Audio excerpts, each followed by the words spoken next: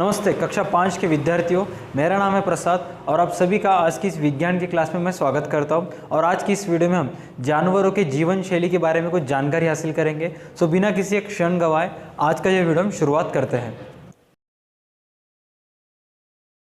परिचय।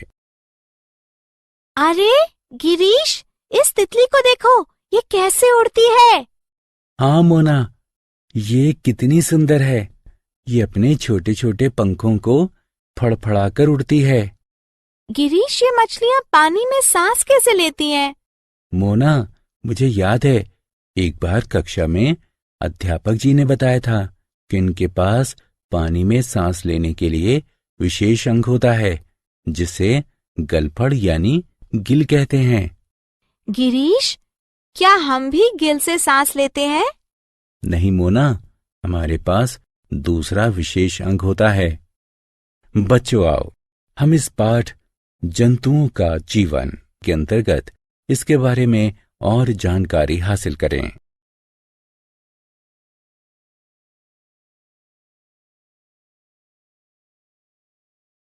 आओ सीखें। जंतुओं के बारे में जानना। जंतुओं में श्वसन को समझना। श्वसन अंगों के बारे में चर्चा करना। जंतुओं में विभिन्न प्रकार की खाने की आदतों को समझना। जीवों में संचलन के बारे में जानना। धरती पर उनके संचलन का वर्णन करना।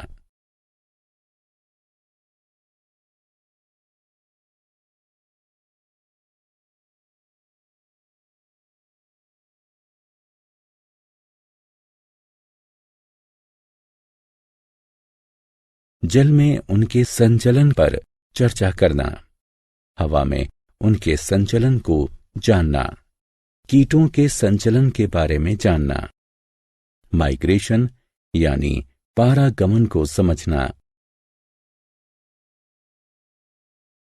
जंतु हवा, पानी और धरती पर सभी जगह जीव उपस्थित होते हैं, यहां तक कि बर्फ में और गहरे समुद्र में भी। जंतुओं के आकार और आकृति में काफी भिन्नता होती है।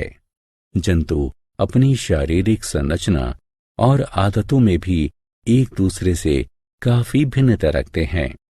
इतनी भिन्नताओं के बाद भी उनमें 3 आधारभूत क्रियाएं समान होती हैं। वे हैं श्वसन, भोजन और संचलन। तो चलिए इन 3 आधारभूत क्रियाओं के बारे में विस्तार से चर्चा करें।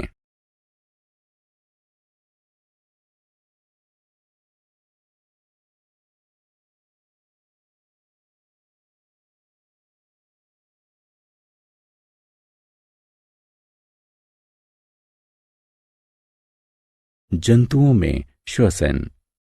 श्वसन वह प्रक्रिया है जिसके फलस्वरूप जीव शुद्ध वायु यानी ऑक्सीजन ग्रहण करते हैं और अशुद्ध वायु यानी कार्बन डाइऑक्साइड बाहर निकालते हैं।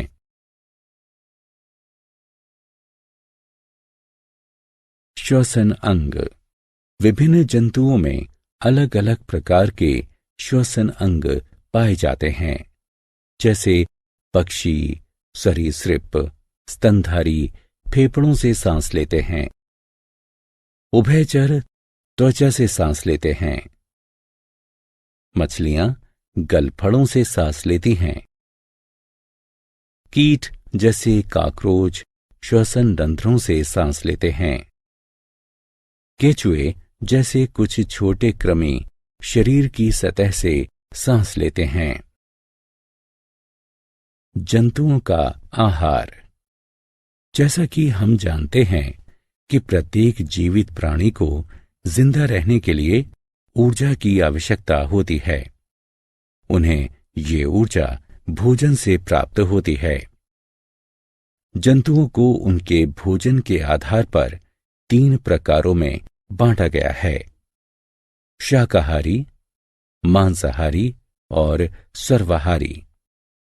हम पहले शाकाहारी के बारे में बात करेंगे। पेड़ पौधे खाने वाले जंतु शाकाहारी के रूप में जाने जाते हैं। उदाहरण स्वरूप गाय, भैंस, बकरी, भेड़, हिरन, ज़ेब्रा, खरगोश आदि शाकाहारी जंतु हैं।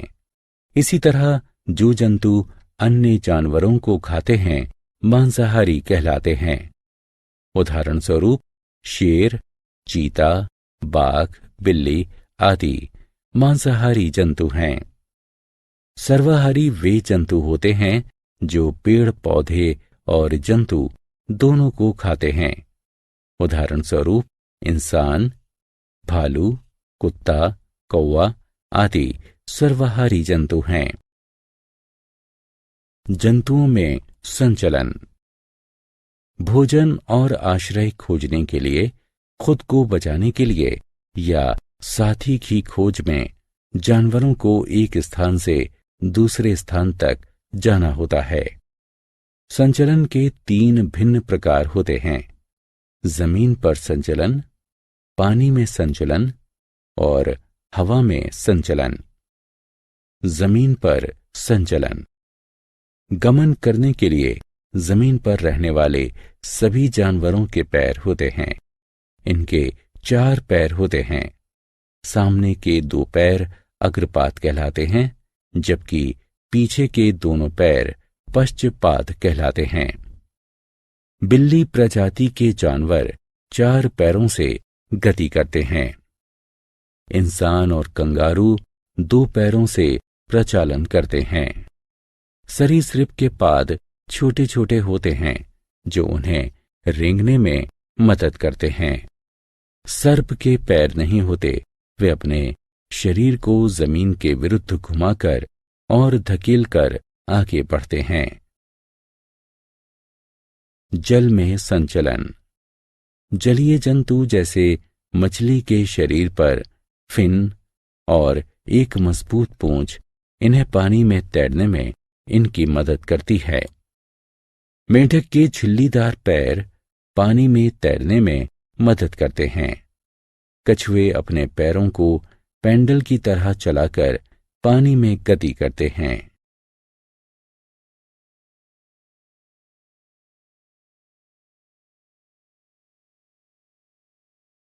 हवा में संचलन। पक्षियों का हल्का शरीर उन्हें उड़ने में मदद करता है। पक्षी अपने पंख फड़फड़ाकर हवा में उड़ते हैं, जो फैदर यानी छोटे छोटे पंख से मिलकर बने होते हैं। अपने पैरों को वे पेड़ पर रहने और जमीन पर चलने के लिए इस्तेमाल करते हैं।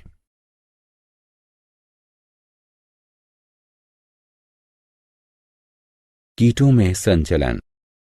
अधिकांश कीटों के 6 पाद होते हैं जो उन्हें एक स्थान से दूसरे स्थान तक जाने में मदद करते हैं। चींटियां या तिलचट्टे अपने पैरों से चलते हैं। बीटल्स, जूं और खटमल अपने पैरों से रेंगते हैं। कुछ कीटों के पश्चपाद मजबूत होते हैं, जिनकी मदद से वे कूदते हैं। कई कीटों के पंख भी होते हैं, अतः वे उड़ सकते हैं। घरेलू मक्खी अपने 2 पंखों से और ड्रैगन फ्लाई अपने 4 पंखों से उड़ सकती है।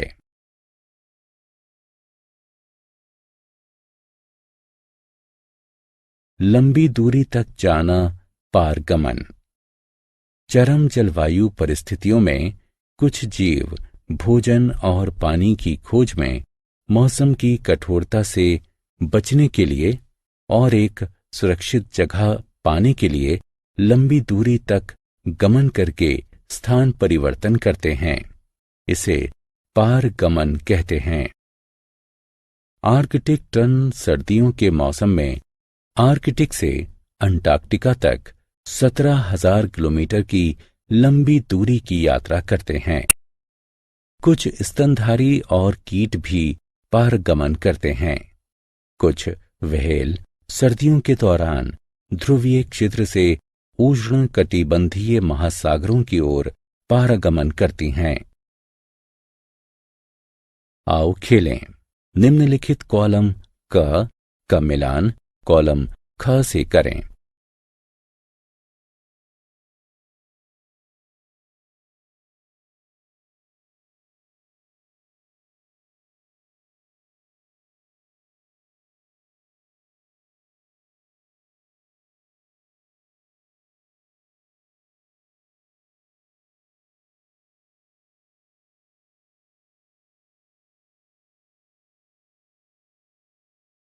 हमने क्या चर्चा की? जंतु पृथ्वी पर सभी जगह पाए जाते हैं। जंतुओं के श्वसन, आहार और संचलन के अंगों में पर्यावरण के अनुसार भिन्नता पाई जाती है। पक्षी, सरीसृप और स्तनधारी फेफड़ों से श्वसन करते हैं। मछली और जलीय जीव गिल से सांस लेते हैं। कीट श्वसन रंध्र से सांस लेते हैं। कृमि शरीर की सतह से सांस लेते हैं। जंतु शाकाहारी, मांसाहारी और सर्वाहारी हो सकते हैं। जंतु पैरों से, फिन से या पंखों से संचलन करते हैं। प्रतिकूल परिस्थितियों में कुछ जीव लंबी दूरी तक पारगमन करते हैं। आप सभी बच्चों का तहे दिल से धन्यवाद इस वीडियो को पूरा देखने के लिए। इस वीडियो को लाइक कीजिए, इस वीडियो को शेयर कीजिए और हमारे YouTube चैनल को सब्सक्राइब कीजिए। अगर आप एक बच्चे के माता पिता है तो आपसे यह उम्मीद है कि आप प्ले स्टोर से जाके DA2 एकेडमी का ऐप डाउनलोड करके इससे रिलेटेड, इससे संबंधित और भी कुछ वीडियोस, स्टोरीज, नोट्स भी डाउनलोड कर सकते हैं। आज का वीडियो देखने के लिए फिर से एक बार धन्यवाद। मिलते हैं नेक्स्ट वीडियो में, तब तक के लिए देखते रहिए हमारा YouTube channel DA2 academy. Stay connected.